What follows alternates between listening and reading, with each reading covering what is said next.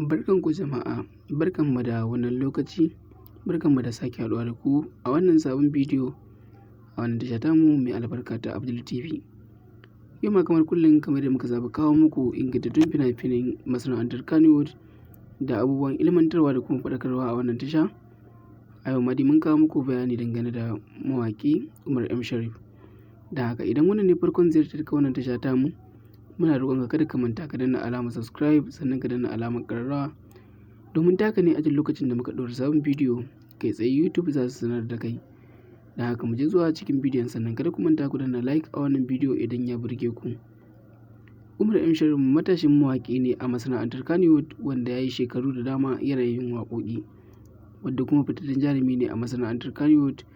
wanda dukkanin wanda yake kallon manya-manyan series a wannan lokaci yana kallon bidiyon Umar M Sharif, yana kallon bidiyoyi wadda aka saka shi a ciki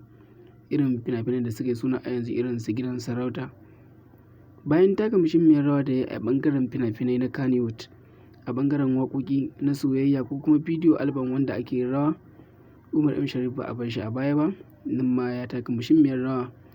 wanda tun daga shekaru 5 baya zuwa yanzu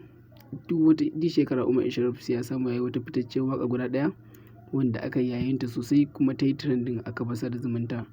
irin su TikTok da sauransu. A wannan lokacin da mun zo yi muku bayani ne sosai akan Umar M Sharif ɗin, duba da akwai fitattun waƙoƙi sama da guda 10 ko 15 wadda dukkanin masu sauraron waƙoƙin Hausa ba sa taɓa duniya da wayoyinsu in dai mabiyan wannan Umar M Sharif ne kuma masoyan shi ne, ba sa rasa wa'innan waƙoƙin a wayoyinsu ko kuma wasu gurare da suke iya sauraron waƙoƙi. Domin dukkanin shekara kamar yadda ya saba yana samu ya yi wata fitaccen waƙa wadda za a daɗe ana yayinta kuma ta yi trending sosai.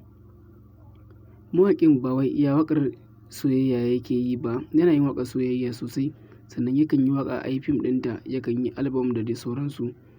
kuma sannan ya fito a cikin jarumi a fim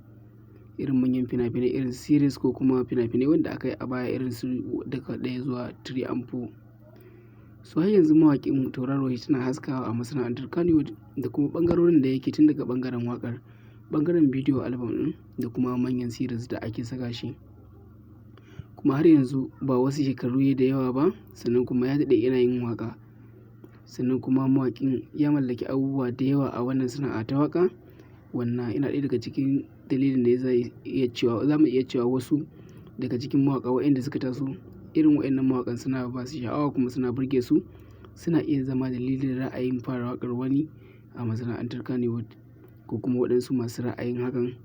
domin ana kallon waɗansu wanda suka daɗe a masana'antar ne ko kuma a harkar